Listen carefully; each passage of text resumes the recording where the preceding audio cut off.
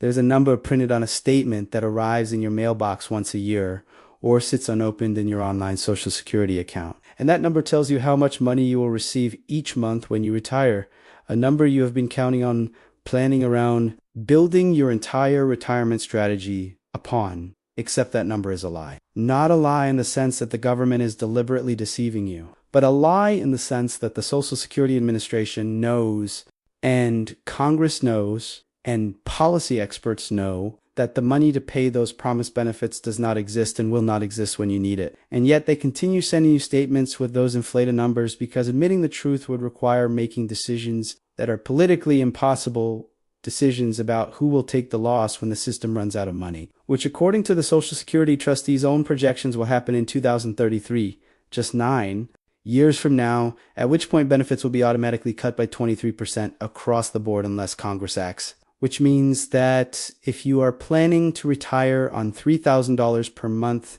you will actually receive $2,300. And if you are already retired and living on a fixed income that barely covers your expenses, you will suddenly have $700 less each month to pay for food and medicine and housing. And the truly devastating part is that this has been coming for decades. Every trustee report since the 1980s has warned that the system was unsustainable, that the math did not work, that baby boomers retiring would overwhelm the system, and yet Congress did nothing. Politicians kicked the can down the road, and now we are almost out of road, and the can is about to hit a wall in millions of Americans who paid into the system their entire working lives are going to discover that the promise was empty. But to understand how we arrived at this crisis, how a system that was supposed to be a sacred trust became a ticking time bomb, you have to go back to 1935, when President Franklin Roosevelt signed the Social Security Act into law during the depths of the Great Depression. The system was designed as a pay-as-you-go program, meaning that current workers pay taxes that immediately go out as benefits to current retirees,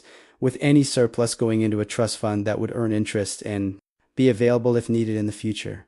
And for decades, this worked beautifully because the ratio of workers to retirees was very favorable. In 1950, there were 16 workers paying into the system for every retiree receiving benefits, which meant that even with relatively low tax rates, there was more than enough money coming in to cover benefits going out, and the trust fund grew larger every year. The architects of Social Security understood that demographics would eventually shift, that birth rates might fall and life expectancy might rise, but they assumed that Congress would make periodic adjustments to keep the system balanced. Raising the retirement age or increasing taxes or adjusting the benefit formula, small changes that would be politically manageable if made gradually over time rather than all at once in a crisis. But Congress did not make those adjustments, or when they did make adjustments, like the 1983 reforms that raised the retirement age and increased payroll taxes. They designed them to address the immediate crisis while ignoring the much larger problem looming decades in the future. The 1983 reforms were supposed to make Social Security solvent for 75 years, creating a large trust fund that would be drawn down as baby boomers retired and then replenished by the next generation. But the calculations assumed economic growth rates and immigration levels and birth rates that did not materialize. And by the late 1990s, it was already clear that the trust fund would be depleted much sooner than projected. Every year since then, the trustees have issued reports pushing the crisis date slightly forward or backward depending on economic conditions, but always warning that fundamental reform was necessary. And every year, Congress ignored those warnings because the politics were impossible, because any realistic solution required either cutting benefits for future retirees or raising taxes on current workers, and neither party wanted to take responsibility for imposing that pain on their constituents. And so we arrive at today where the Social Security Trust Fund holds approximately $2.8 trillion in special treasury bonds, which sounds like a lot of money until you realize that the system pays out over $1 trillion per year in benefits and collects only about $1 trillion per year in payroll taxes, which means the trust fund is being drawn down by the difference, and at the current rate of depletion, the trust fund will be exhausted by 2033 or 2034, at which point the system will only be able to pay 77% of promised benefits from incoming taxes. This is not speculation or partisan fearmongering. This is the official position of the Social Security trustees, a board that includes the Treasury Secretary and is required by law to issue annual reports on the system's financial condition. And those reports have been sounding the alarm for years while everyone pretends not to hear. The political dynamics that make reform impossible are depressingly simple. Retirees and people close to retirement, roughly anyone over 50, vote in large numbers and they do not want their benefits cut. So any politician who proposes reducing benefits for current recipients or even for people who will retire in the next decade faces overwhelming opposition from the most reliable voting bloc in American politics. Younger workers who would benefit most from reform because they have the most to lose if the system collapses, vote at much lower rates and are less organized politically. And they also carry the burden of any tax increases needed to shore up the system. So they are naturally resistant to being asked to pay more for a system that they increasingly doubt will be there for them. The result is that both parties engage in cowardly behavior. Democrats refuse to discuss benefit cuts even for wealthy retirees who do not need full benefits. And Republicans refuse to discuss tax increases, even modest ones that would barely be felt by most workers. And both sides use Social Security as a weapon in elections, accusing the other side of wanting to destroy the program while proposing nothing themselves except vague promises to protect benefits without explaining where the money will come from. If you are feeling a knot forming in your stomach, if you are starting to realize that the retirement you've been planning for might not be financially viable because the benefit you were counting on might be 20 or 30% lower than promised, then you are beginning to see what policymakers have known for decades but refused to act on. And if you want to understand how bad this could get, how the crisis might unfold, and who will suffer most when the trust fund runs dry, then subscribe now, because what comes next is even more disturbing. Detailed look at exactly what happens in 2033 and why the solutions being discussed are all politically impossible and why you might need to fundamentally rethink your retirement plans while there is still time. The mechanics of what happens when the trust fund is exhausted are particularly cruel because the law requires that Social Security can only pay benefits from available revenue, which means that once the trust fund hits zero, benefits must be immediately cut to match incoming payroll, taxes, and this cut happens automatically without any vote or debate or opportunity for Congress to intervene unless they have already changed the law. This is unlike the debt ceiling or government shutdowns where Congress has some control over timing and can negotiate and delay. The Social Security cut is baked into the statute and will happen on a specific date unless the law is changed before then. And changing the law requires 60 votes in the Senate, which means bipartisan cooperation, which means compromise, which means that neither side gets what it wants, and both sides have to explain to their voters why they agreed to something unpopular. And here is the really insidious part.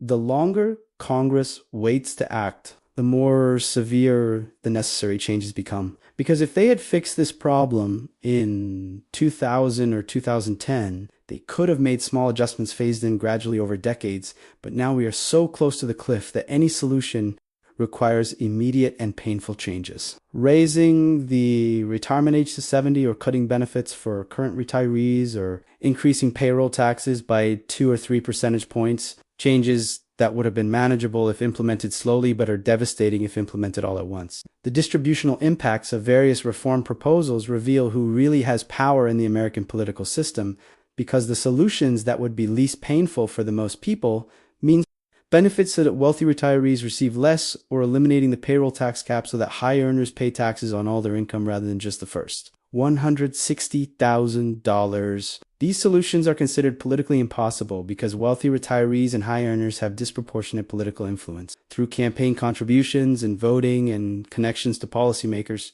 Meanwhile, the solutions most likely to be adopted, raising the retirement age or reducing cost of living adjustments or cutting benefits for future retirees. These fall disproportionately on working class and middle class Americans who have shorter life expectancies and fewer resources to make up the difference through private savings. This is the same pattern we see throughout the American system, where the burden of fixing problems created by previous generations of policymakers falls on those least able to bear it, while those with resources and connections manage to protect themselves. And the situation is even worse than the official projections suggest, because those projections assume that the economy continues growing at historical rates, that unemployment stays low, that wages keep rising, and that Congress does not raid the Social Security Trust Fund for other purposes. But if there is a major recession in the next few years, if technological unemployment accelerates due to artificial intelligence and automation, if immigration slows further, reducing the number of workers paying into the system, then the trust fund could be exhausted even sooner than 2033. Moreover, the projections treat the trust fund as if it were real money sitting in an account earning interest, But in reality, the trust fund holds only treasury bonds, which are IOUs from the federal government to itself. And when Social Security redeems those bonds to pay benefits, the Treasury has to either raise the money through taxes or borrow it from the public, which means that the trust fund does not actually make it any easier to pay benefits because the government still needs to find the cash. It just shifts the burden from the Social Security program to the general budget. Some people argue that this is all manufactured crises, that Social Security is not really in trouble because the government can always print money or borrow to cover the shortfall. And while it is true that a sovereign nation that borrows in its own currency can never be forced into a default, this argument ignores the real constraints imposed by inflation and interest rates and the willingness of markets to continue lending to a government that is running unsustainable deficits. If Congress decided to simply print money to cover this Social Security shortfall, which would require hundreds of billions or trillions of dollars over time, it would devalue the currency and create inflation that would eat away at the purchasing power of benefits, making retirees poorer in real terms, even if the nominal benefit amount stayed the same. And if Congress decided to borrow the money by issuing more treasury bonds, which is more likely, it would add to the national debt, which already exceeds $33 trillion, and push up interest rates, which would make it harder for businesses to invest and for families to buy homes and for the government to afford other priorities like defense and healthcare. The comparison to private pensions is instructive because it shows how different the rules are for government programs versus private companies. If a private company promises pension benefits to its workers and then fails to adequately fund those promises, the company can be sued and forced into bankruptcy, and the executives can face criminal charges for violating fiduciary duties. But when the government makes promises through Social Security and fails to fund them, nobody goes to jail and nothing happens except that future beneficiaries get less than they were promised. This is because Social Security is not a contract, despite what politicians often claim. It is a statutory benefit that Congress can change at any time, and the Supreme Court has repeatedly ruled that individuals have no legal right to Social Security benefits, that Congress can cut or eliminate the program entirely if it chooses, meaning that the promises you have been counting on are not really promises at all, but political commitments that can be broken whenever it becomes convenient or necessary. Think about what this means for your life, for your plans, for your sense of security about the future. You've been paying Social Security taxes since your first job, probably starting when you were a teenager or in your early 20s. And over the course of your working life, you and your employers together have paid hundreds of thousands of dollars into the system. Money that you could have invested privately or saved or spent on your family, but instead was taken by the government based on the promise that it would be there when you retired. And now you are discovering that the promise might be broken, that you might receive significantly less than you were told to expect.